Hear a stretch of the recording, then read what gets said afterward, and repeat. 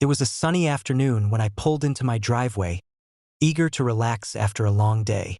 Before I could even step out of my vehicle, I noticed HOA Karen standing at the edge of the property, arms crossed, clipboard in hand, her teenage son filming the scene as if preparing evidence for a future complaint.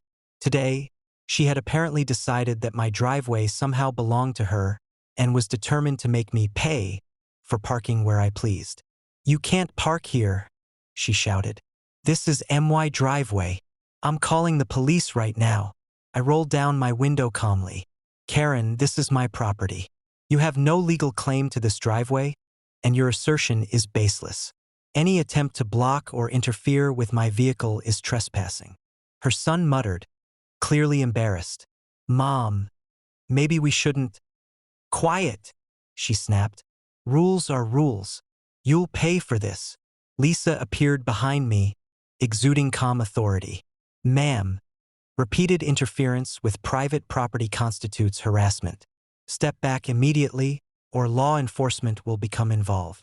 Karen, unfazed, raised her phone and dialed 911, muttering about fines, neighborhood codes, and HOA authority. She clearly expected the police to validate her claims, but she had no idea that preparation and legal documentation were on my side.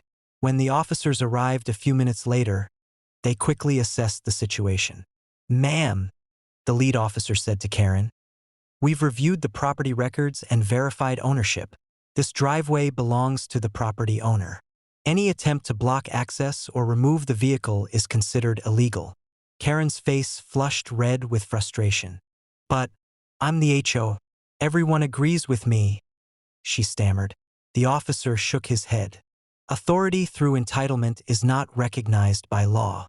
Property ownership and documentation are what matter here." Her son muttered quietly, "Mom, I think we're in trouble." I stepped forward calmly. "Everything here is documented: property lines, ownership records, and HOA compliance. Any further attempt to interfere with my property will be documented and addressed legally."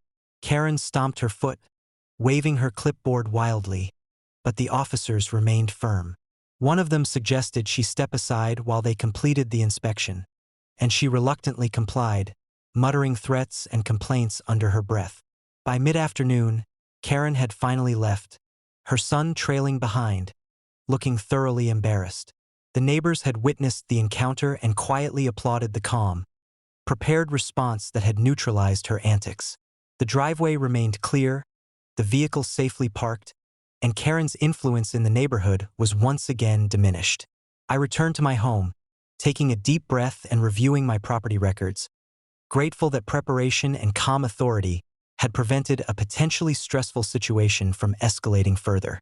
The incident became another neighborhood story. Entitlement and theatrics have no power when confronted by preparation, legality, and law enforcement. By evening, the sun cast long shadows over the driveway, now safe and undisturbed. Karen had learned, yet again, that attempts to assert control over what is legally someone else's property result only in frustration, embarrassment, and failure. The neighborhood quietly shared the story. Shouting, threats, and imagined authority are powerless against preparation, legal documentation, and calm enforcement.